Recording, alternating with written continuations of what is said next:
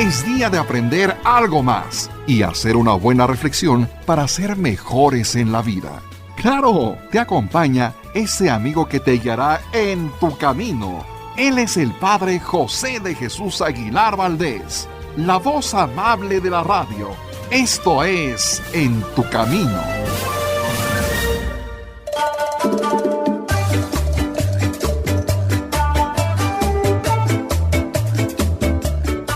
¿Qué tal, amigas y amigos? Muy buenas tardes y bienvenidos a este programa En tu Camino que hacemos para ustedes con mucho cariño. Y como ustedes son los más importantes y dan sentido a este programa, hemos creado esta sección especial que ayuda a aprender o repasar los temas que todo católico debe saber.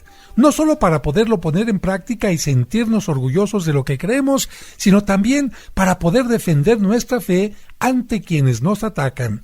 Pero antes de tocar el tema de hoy y después de agradecer a todos ustedes por su preferencia, permítanme agradecer también a mis colaboradores del día de hoy. Productor Sergio Enríquez, buenas tardes, Sergio. Padre José, amigos, muy buenas tardes, bienvenidos a este programa. Y como invitados, David Chávez, buenas tardes, David. Buenas tardes, Padre José, es un gusto saludarlos. Y el niño Bruno Serrano Vargas, buenas tardes, Bruno. Buenas tardes, Padre, es un gusto estar con ustedes.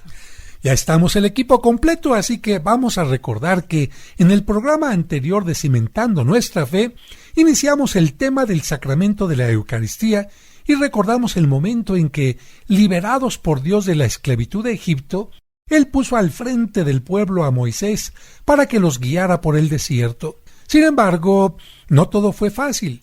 En un determinado momento, cuando sintieron que se les acababan las provisiones, el pueblo comenzó a murmurar porque pensaban que Dios iba a permitir que murieran de hambre. Y fue en ese momento cuando Dios hizo que apareciera una especie de semillas que les permitieron hacer pan.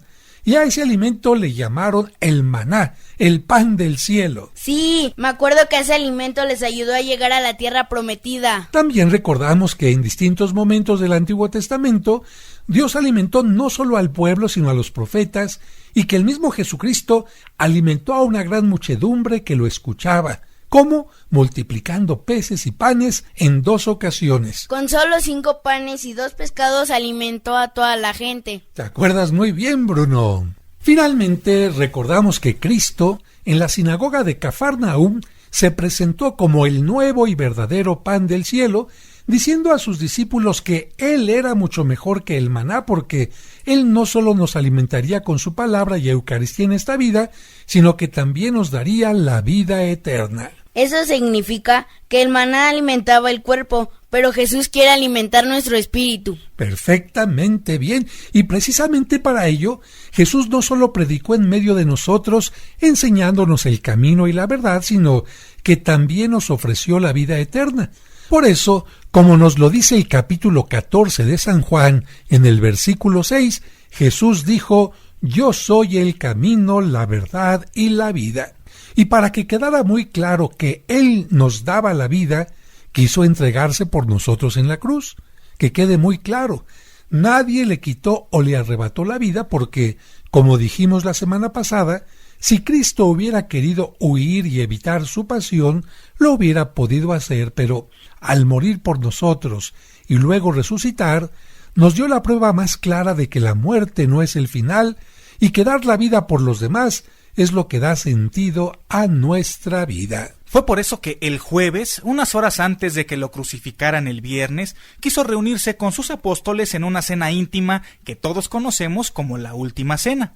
Y en ese ambiente de amigos, no solo les recordó el mandamiento del amor al prójimo, sino que también se puso a lavarles los pies para enseñarles el valor del servicio. Me acuerdo que al principio Pedro no quería, pero luego lo aceptó. Efectivamente, porque Jesús le dijo: «Si no permites que te lave los pies, no tendrás parte en mi reino». Con ese lavatorio, amigos, Jesús estaba purificando a los apóstoles para aquella cena. Por eso es que muchos ven en este lavatorio una especie de bautismo donde, antes de invitarlos a su mesa, Jesús purifica a sus apóstoles, exactamente como lo hace con nosotros. ¿Por qué? Veamos los sacramentos. Primero tenemos que recibir el bautismo, es decir, purificarnos, y solo después de que hemos sido purificados podemos recibir la comunión. Por eso es el orden de los sacramentos, primero bautismo y vendrá más adelante la comunión. Pero para que este programa sea más agradable y más ameno, vamos a imaginarnos lo que Jesucristo hizo en la última cena lavando los pies a sus discípulos con este canto que se llama Les doy un mandato nuevo.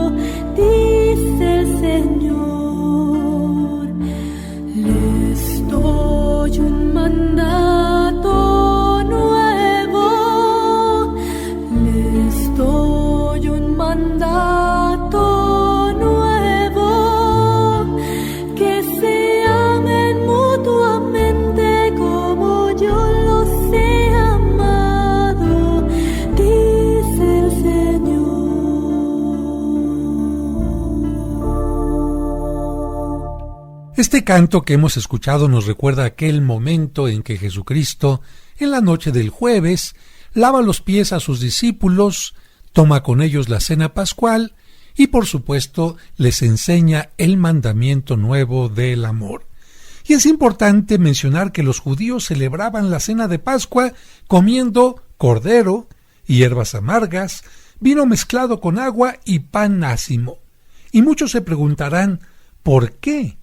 Hay que recordar, amigos, que en la noche en que Dios iba a sacar al pueblo de la esclavitud de Egipto, le dijo a Moisés que sacrificara un cordero por grupo o familia. A ese cordero se le llamó el Cordero Pascual. Efectivamente. Y para que comprendan mejor esto del Cordero, que precisamente es llamado Cordero Pascual, vamos a recordar que cuando Moisés le pidió al faraón que dejara salir a su pueblo, éste se negó rotundamente, dudando del poder del verdadero Dios y creyendo más en sus ídolos, a quienes él creía dioses verdaderos. Pero para hablar del Cordero Pascual y la cena, vamos a hacerlo al regreso del corte. No le cambien.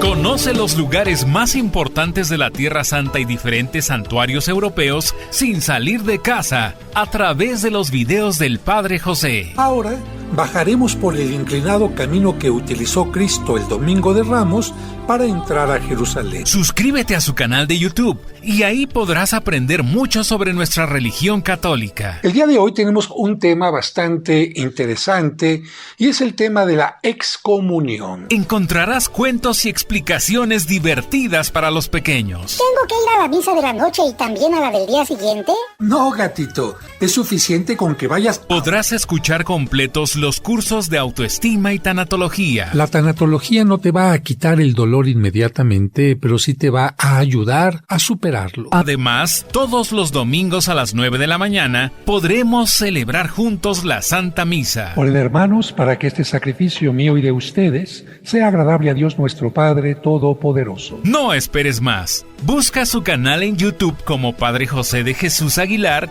y suscríbete. Seguimos acompañándote en tu camino. Ya volvemos después de la pausa.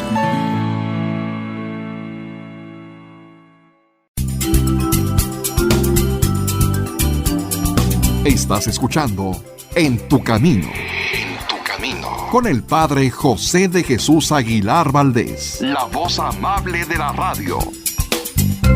Yo soy el Padre vida, el que viene a mí no tendrá hambre, el que cree en mí no tendrá sed. Nadie viene a mí. Muchas gracias por continuar con nosotros en este programa donde estamos hablando de la Eucaristía y los fundamentos de ella. Y antes de ir al corte, recordábamos que Moisés había ido con el faraón a pedirle que dejara salir a su pueblo, pero el faraón, creyendo más en su poder que en el de Dios, se negó rotundamente. Fue por esto que para manifestar su poder, Dios envió varias plagas sobre Egipto, pero como el faraón endurecía cada vez más su corazón, pues Dios tuvo que tocar su punto débil y el de todos los egipcios. ¿Cuál era el punto débil? El hijo primogénito, es decir, el primer hijo de cada familia. Ninguno de ellos escaparía a la 10ª plaga, desde el más bajo funcionario hasta el primer hijo del faraón, desde el más sencillo campesino hasta los primogénitos del ganado, todos, hombres o animales, hijos primeros, todos morirían a manos del llamado ángel exterminador. Pero viene una pregunta. Si todos los hijos primogénitos iban a morir sin importar su edad, ¿cómo hicieron los israelitas para que la plaga no les afectara? La respuesta la encontramos en el mismo libro del Éxodo, que cuenta todos estos acontecimientos con detalle. ¿Cómo se comieron el cordero? ¿Crudo, frito o asado? Muy buena pregunta y te va a responder David. Con mucho gusto, Bruno. Fíjate que por orden de Dios, Moisés pidió a todos los hebreos que sacrificaran a un cordero por grupo o familia y que lo desangraran totalmente antes de asarlo. Y es que la sangre de aquel cordero iba a servir de señal de fe porque las casas que tuvieran marcadas sus puertas con la sangre de aquel animal estarían protegidas de la plaga mortal. Por eso todos los judíos marcaron con la sangre del cordero sus puertas para que, cuando pasara el ángel exterminador que enviaba a Dios, no tocara a ninguno de los que vivían en aquella casa, y luego se dispusieron a cenar el cordero asado. Porque era una especie de intercambio. Para que Dios no quitara la vida a los hijos de los judíos, deberían ofrecerle una víctima. El sacrificio del cordero era el pago por el rescate de los hijos. Podemos decir que se repetía lo que le había sucedido a Abraham cuando iba a sacrificar a su hijo Isaac. Dios le perdonó a su hijo y a cambio Abraham le sacrificó un animal. Pero veamos cómo fue la cena pascual de acuerdo a las instrucciones que Dios les dio y que se encuentran en el capítulo 12 del libro del Éxodo. Deberían sacrificar a un cordero, macho, sin defecto y de 1 año. Sería inmolado entre dos luces. Con su sangre se marcarían las puertas de cada hogar para proteger a los primogénitos. Cada familia debería comer la carne asada, acompañándola de panes ácimos y con hierbas amargas. ¿Hierbas amargas? Sí, Bruno, fíjate que las hierbas amargas recordaban lo amargo de la esclavitud que habían vivido en Egipto durante aquellos 430 años. En cambio, los panes ácimos respondían a una razón práctica. ¿Por qué? Para que la levadura pudiera fermentar la masa, pues se necesitaba tiempo y la premura de aquella cena inesperada, así como la pronta salida de Egipto, no les daba tiempo al proceso de fermentación del pan. Por esta razón, los hebreos no pudieron comer un pan esponjosito, sino más bien ácimo y duro. En cuanto a la forma de comer, no lo pudieron hacer sentados cómodamente, sino como si ya estuvieran listos para salir. El libro del Éxodo nos dice que Dios ordenó que consumieran los alimentos deprisa, como si ya estuvieran listos para salir, con la cintura ceñida, los pies calzados y el bastón en la mano. El texto también menciona que no se debería guardar absolutamente nada. El alimento sobrante debería ser quemado al amanecer y algo muy importante es que los israelitas deberían recordar para siempre aquel momento llamado Pascua. Dios les dijo: guarden este día de generación en generación como decreto perpetuo. También guardarán este rito cuando entren en la tierra que les daré de acuerdo a mi promesa. Y cuando les pregunten sus hijos ¿qué significa este rito?, responderán: este es el sacrificio de la Pascua de Yahvé, que pasó de largo por las casas de los israelitas en Egipto, cuando hirió a los egipcios y salvó nuestras casas. Tengo una pregunta. ¿Los judíos siguen celebrando esto? Sí, es interesante mencionar que el pueblo de Israel continúa celebrando la cena pascual hasta el día de hoy, así recuerda su liberación. Bien, pues ya con la idea clara de qué fue la cena de Pascua judía y por qué comieron cordero y pan ácimo los judíos, continuamos con nuestro tema. Cristo pertenecía al pueblo judío y por tanto, como todos los judíos, cada año tenía que celebrar también la Pascua. ¿Y la comenzó a celebrar desde adulto o desde que era niño? Desde niño la celebró con María, José y sus parientes, y como todos los judíos, cumplía con el sacrificio del cordero que se tenía que inmolar, pon atención, el viernes antes de que el sol se ocultara. Es importante que recuerden esto. El cordero se debía sacrificar el viernes y por ello Cristo, como nuevo cordero de Dios, debería sacrificarse en viernes. Por eso Cristo fue crucificado el Viernes Santo. Aquella última cena, cuando Cristo tenía 33 años, sería para él su última celebración de la Pascua.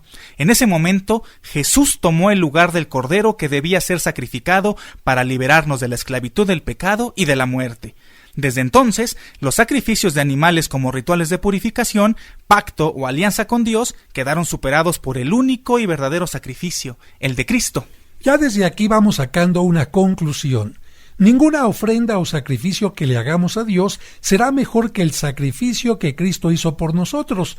Por eso no hay nada mejor que ofrecerle a Dios que la Eucaristía, la Santa Misa. Ni grandes ramos de flores, peregrinaciones, sacrificios, limosnas, oraciones, rosarios, viacrucis o cualquier otra cosa tienen el valor tan grande que tiene la Eucaristía, porque en ella Cristo se entrega por nosotros. Y entendí que la misa es lo mejor que le podemos ofrecer a Dios. Pues vamos avanzando muy bien, Bruno. Con esta explicación ya podemos entender que Cristo es el nuevo Cordero inmolado, por cuya sangre podemos vencer a la muerte y tener la vida eterna.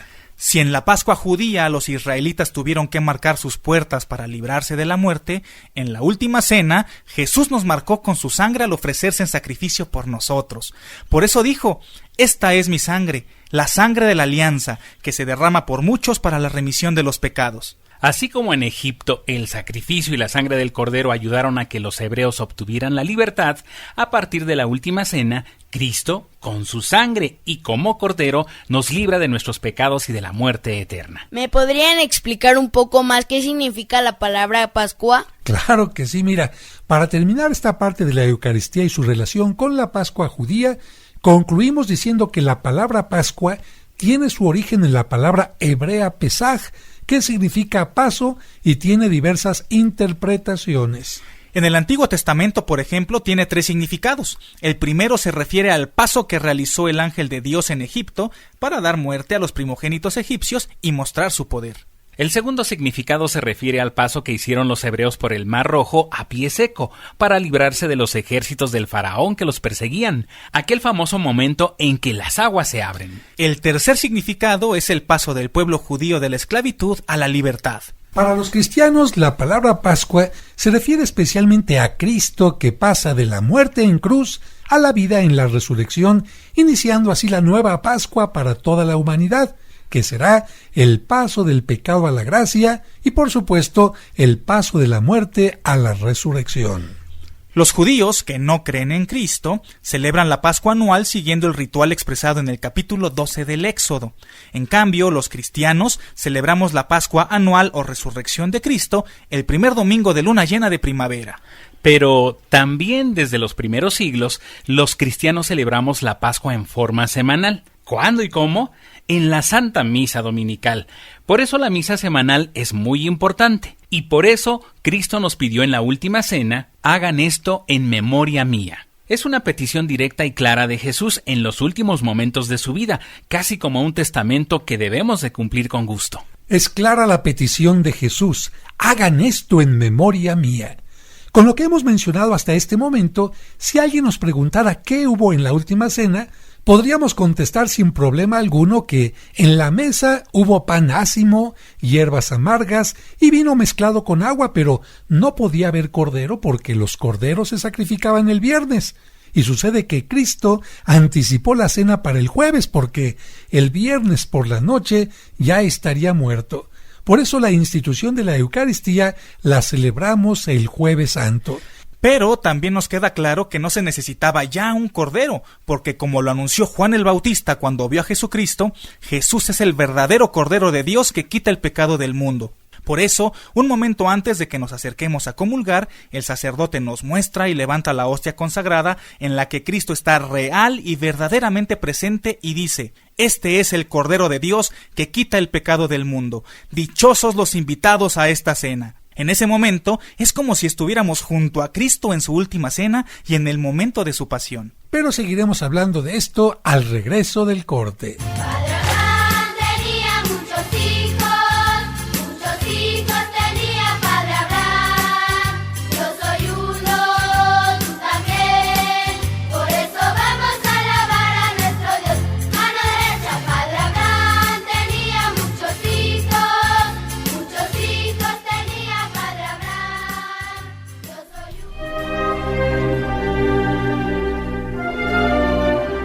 ¿Deseas celebrar unas misas gregorianas por tus difuntos en la parroquia de San Cosme y San Damián?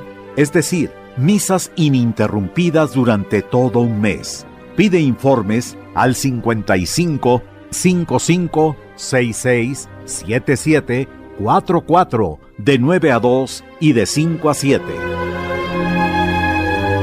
En tu camino.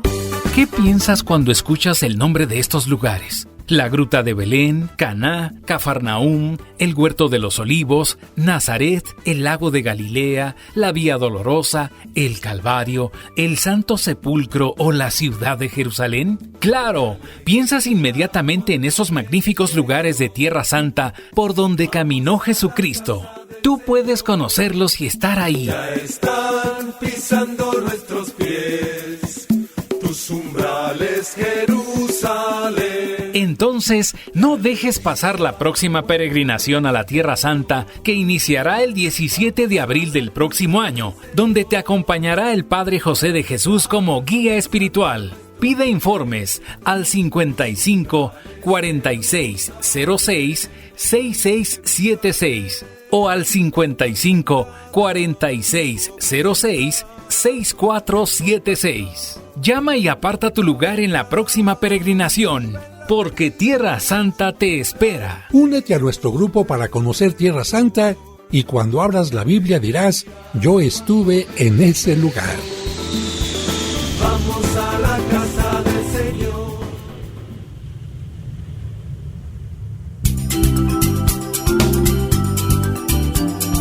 Estás escuchando En tu Camino. Con el Padre José de Jesús Aguilar Valdés, la voz amable de la radio. En tu Camino, un programa para encontrar la meta.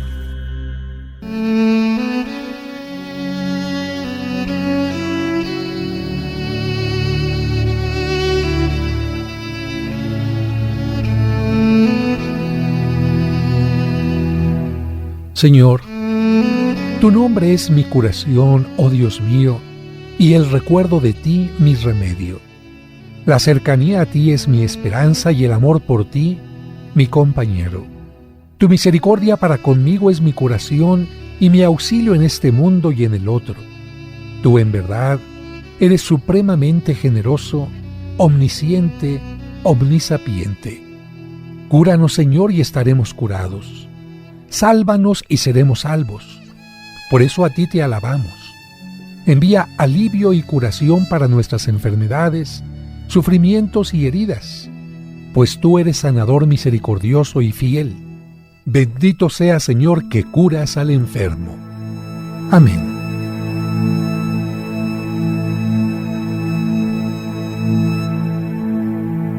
En tu camino.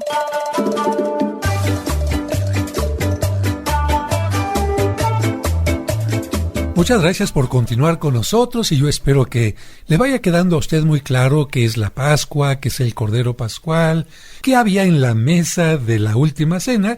Y ahora, en cuanto al valor de la celebración dominical de la Santa Misa, vamos a escuchar cómo desde los inicios del cristianismo, no un servidor, sino el apóstol San Pablo, en el capítulo 11 de la carta a los Corintios, la primera carta a los Corintios, muestra la misa como algo fundamental. Lo voy a leer literalmente. Hermanos, dice San Pablo, yo recibí del Señor lo mismo que les he transmitido, que el Señor Jesús, la noche en que iba a ser entregado, tomó pan en sus manos y pronunciando la acción de gracias lo partió y dijo: esto es mi cuerpo que se entrega por ustedes. Hagan esto en memoria mía. Lo mismo hizo con el cáliz después de cenar diciendo: este cáliz es la nueva alianza que se sella con mi sangre. Hagan esto en memoria mía siempre que beban de él. Por eso, cada vez que ustedes comen de este pan y beben de este cáliz, proclaman la muerte del Señor hasta que Él vuelva. Hasta aquí la lectura de San Pablo, y como pueden ver, San Pablo no solo dice que él recibió esto, sino que, como un tesoro maravilloso, lo quiere compartir y transmitir a través de su epístola, a través de su carta a los Corintios. Y además de que nos recuerda que Cristo nos pide que celebremos esto en memoria suya, nos enseña que participar en la misa no solo es acercarnos a Dios, formar comunidad, orar juntos, escuchar su palabra, alimentarnos con el cuerpo y la sangre de Cristo, sino también convertirnos en testigos y propagadores de su obra. Por eso nos dice: cada vez que ustedes comen de este pan y beben de este cáliz, proclaman la muerte del Señor hasta que Él vuelva. Y precisamente por esas palabras, en la misa decimos con orgullo y como signo de compromiso: anunciamos tu muerte, proclamamos tu resurrección, ven Señor Jesús. Pero para que esto nos quede bien grabado, vamos a escuchar este canto.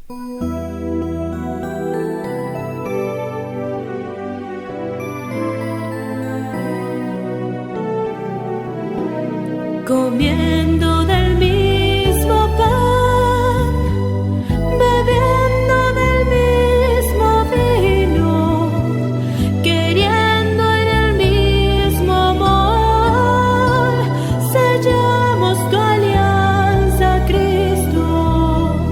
La noche de su pasión, coge el pan entre sus manos y dijo: tomad, comed, esto es mi cuerpo entregado.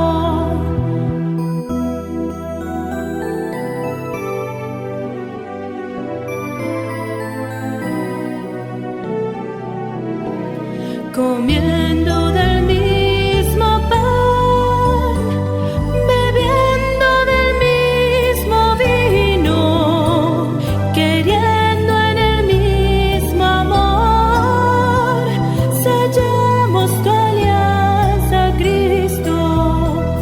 La noche de su pasión, tomó el cáliz en sus manos y dijo: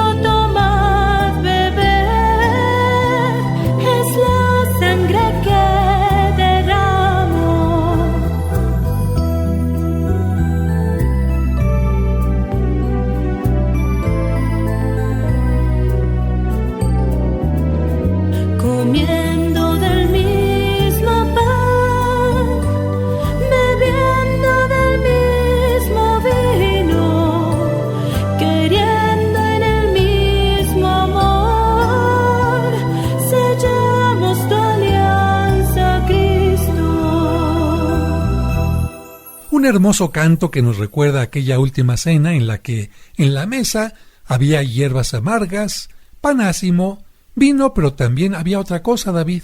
Efectivamente, padre. En la cena había oraciones con las que se agradecía el pan y el vino, porque eso significaba la bendición de Dios, no solo por la tierra donde se vivía, sino también porque gracias a él los campos eran fecundos y proporcionaban el trigo y la vid, que eran la materia prima para el pan y el vino. Pero como el pan y el vino evidentemente no se hacen solos, la oración también agradecía el trabajo. Y estas oraciones las hizo Jesucristo antes de entregarles a sus apóstoles el pan y el vino. Algo semejante había hecho en la multiplicación de los panes. Primero hizo la oración de acción de gracias y luego comenzó a repartirlos. Esta es la bendición en hebreo. Baruch atah Adonai Eloheinu melech haolam sheheyanu dekieimanu Bejie Bianu Labachom Hatset, que significa bendito seas tú, Dios de Israel, Rey del universo, que nos dio vida, existencia y nos trajo a este lugar santo. Esa oración era una oración de acción de gracias porque los judíos habían llegado a la ciudad de Jerusalén para celebrar la Pascua, pero vienen también ahora las oraciones para dar gracias por los alimentos. Baruch atah Adonai Eloheinu melech haolam yamutzin lechem mitharet amén, que significa bendito seas tú, Señor Dios de Israel, Rey del universo, que creas el trigo para hacer el pan. Amén. Y después viene la oración sobre el vino. Baruch atah Adonai Eloheinu melech haolam boré beri yahefen amén, que significa bendito sea Señor Dios del universo, creador de la fruta, del vino. Amén. Solo cuando entendemos esto comprendemos por qué antes de la consagración, en el momento que le llamamos ofertorio o presentación de las ofrendas, el sacerdote dice esta oración: Bendito sea Señor Dios del universo, por este pan, fruto de la tierra y el trabajo del hombre. Y lo mismo dice con el vino. Y una vez que ya están en el altar el pan y el vino, el sacerdote inicia una larga oración que tiene como centro las palabras de consagración. ¿En qué parte de la Biblia podemos encontrar estas palabras? Mira, aunque los 4 evangelios mencionan la institución de la Eucaristía, es especialmente claro el de San Mateo, que en el capítulo 26 menciona: Jesús tomó pan y lo bendijo, lo partió y dándoselo a sus discípulos dijo: Tomen, coman, este es mi cuerpo. Luego tomó una copa y dando gracias se la dio diciendo: Beban de ella todos, porque esta es mi sangre de la alianza, que es derramada por muchos para el perdón de los pecados. Y ahora vamos a escuchar un canto en que precisamente se recuerdan estas palabras que Cristo utilizó en la institución de la Eucaristía: es mi cuerpo.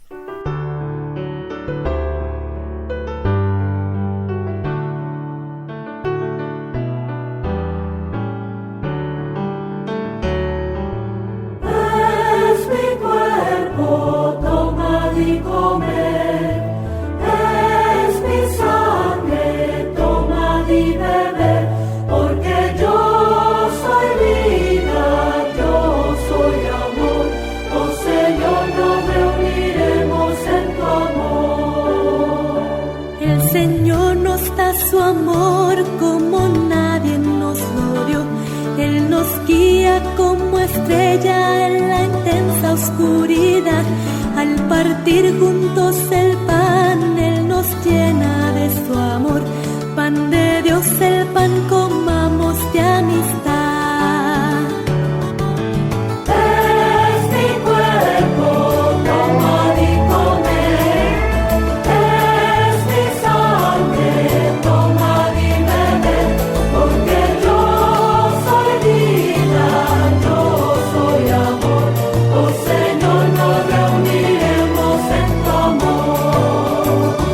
El Señor nos da su amor como nadie nos lo dio. En la cruz el Salvador su propia vida nos donó. Y toda la humanidad es el cuerpo del Señor.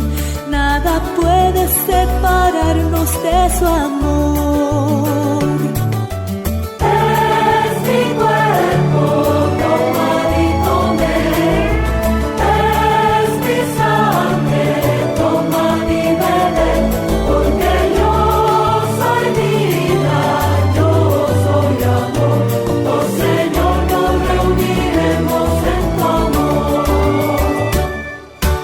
Vamos a un breve corte y cuando regresemos, el tema de la Eucaristía y la alianza. ¿Deseas comprar el extracto de agave Mimex? Informe sobre costos y envíos al 55 55 66 77 44 de 9 de la mañana a 7 de la noche todos los días de la semana. Mimex, Mimex, Mimex, aliméntate con Mimex. Aviso de funcionamiento COFEPRIS número 001319. En tu camino, un programa para encontrar la meta. Camino, un programa para encontrar la meta.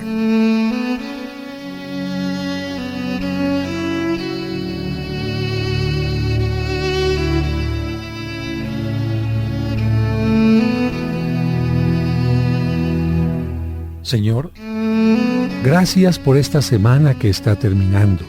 Gracias por el trabajo de padres y madres que permite a los hijos tener casa, vestido y sustento.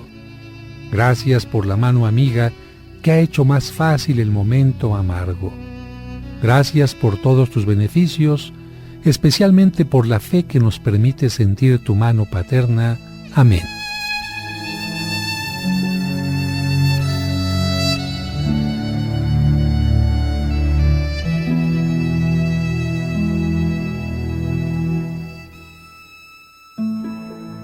En tu camino.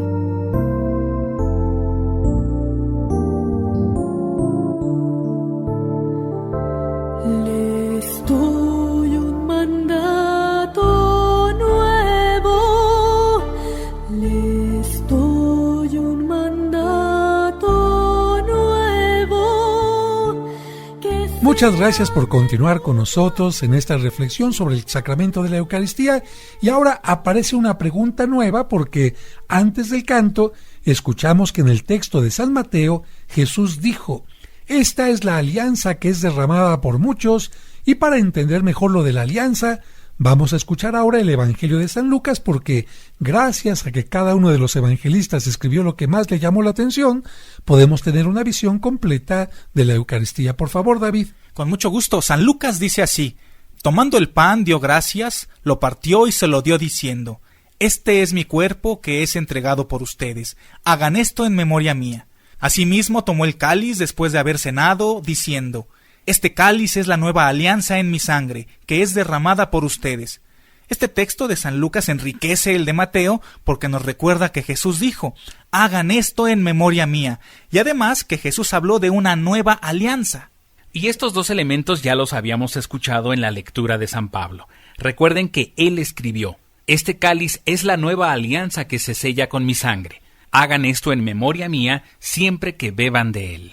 ¿Vas entendiendo todo, Bruno? Lo de celebrar la Eucaristía en memoria de Jesús me queda claro, pero ¿qué significa eso de la alianza o más aún de la nueva alianza? Mira, primero tenemos que explicar que en la antigüedad, así como en nuestro tiempo, las personas, los grupos, los pueblos podían hacer compromisos que podemos llamar pactos, contratos o alianzas, por ejemplo, pactos sobre venta, sobre compra o también pactos sobre el matrimonio.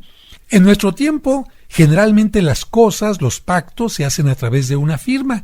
Con esa firma, las personas se comprometen a determinadas cosas. Por eso se debe firmar el acta de matrimonio, se debe firmar un contrato de trabajo e incluso un contrato de crédito a plazos. En la antigüedad la forma de firmar era a través de pactos que incluían la sangre. Sí, la sangre. Podía ser a través de la sangre de las personas que se comprometían a algo. Para ello se pinchaban y hacían alguna incisión. Pero otra forma era hacer un sacrificio de animales que representaban a las personas, o bien ofrecer un sacrificio a quien tenía mayor importancia. Con esto se comprometía a cumplir su palabra. Sin embargo, aunque Dios no necesitaba hacer ningún pacto porque Él siempre cumple su palabra, para que los hombres le tuvieran más confianza, aceptó hacer alianzas a la manera de los humanos, y estas alianzas, en distintos momentos, las podemos encontrar en la Biblia. La primera la encontramos cuando, después del diluvio, Noé le ofrece un sacrificio de animales a Dios, y él le promete no destruir al género humano.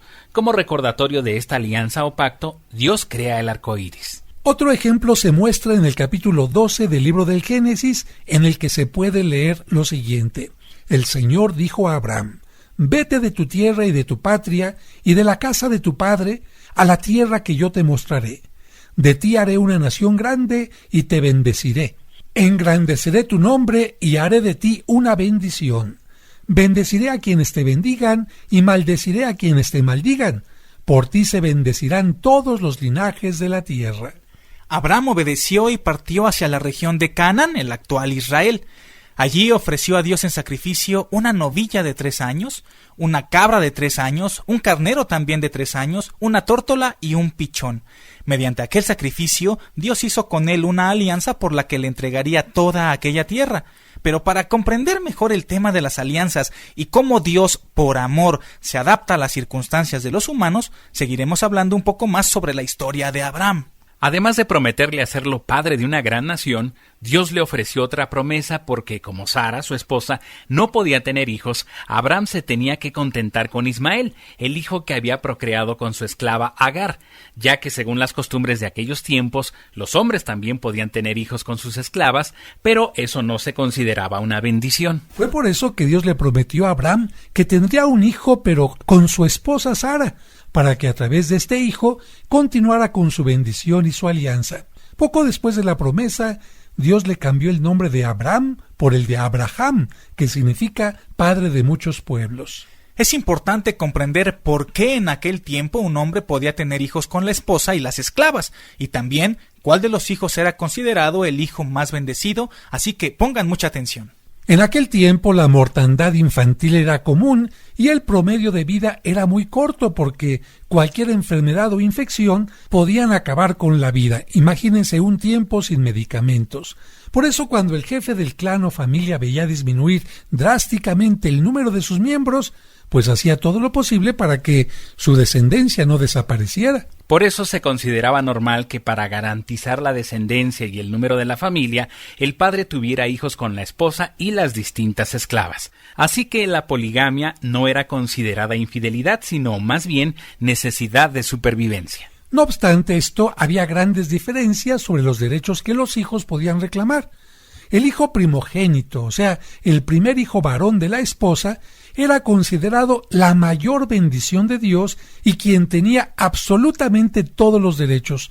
Los demás hijos, especialmente los de las esclavas, eran considerados totalmente inferiores. Con esto, amigos, entendemos que Abraham no solo deseaba tener hijos para asegurar la prole, anhelaba especialmente tener un primogénito con su esposa Sara, anhelaba tener el hijo de la bendición. Sin embargo, ella era estéril.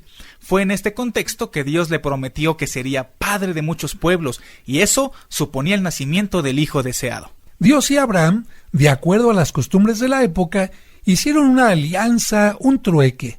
¿A qué se comprometía cada uno? Vamos a verlo. El patriarca le entregaba a Dios su fe y total confianza. Dios, por su parte, con un milagro, le daría un hijo, Isaac, el hijo de la bendición.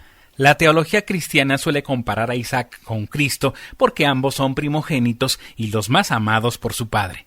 Lo que más ama a Dios es a su Hijo Jesucristo, y lo que más amaba a Abraham era a su hijo Isaac. Además, de acuerdo a la teología cristiana, así como Abraham estuvo dispuesto a entregar a su hijo en sacrificio para manifestar su amor a la divinidad, Dios sacrificó a su propio hijo para manifestar su amor a la humanidad.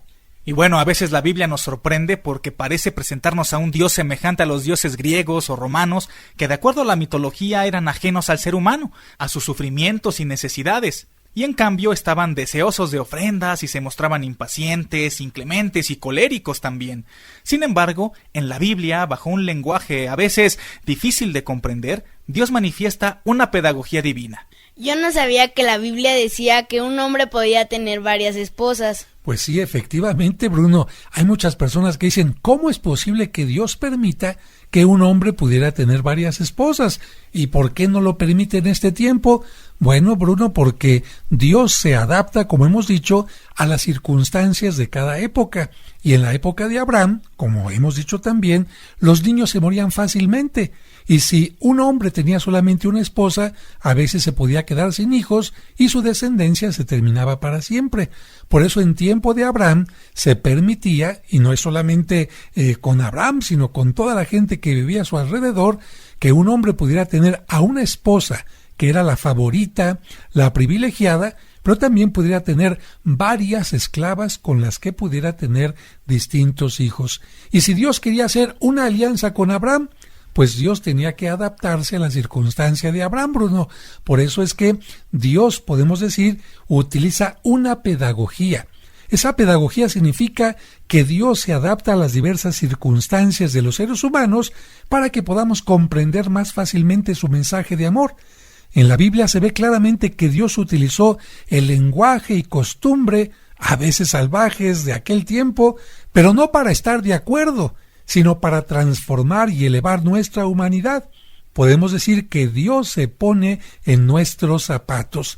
Gracias, Bruno, por haber estado con nosotros. ¿Te gustó el programa? Sí, gracias, padre. Gracias a ti. Gracias, David Chávez. Gracias, padre José. Ha sido un placer. Gracias, Sergio Enríquez. Padre José, muchas gracias. Amigos, sigamos cimentando nuestra fe. Así es. Recuerden que esta no es una sola lección, sino que cada lección tiene siempre una continuidad. Que Dios les bendiga y mañana nos escuchamos.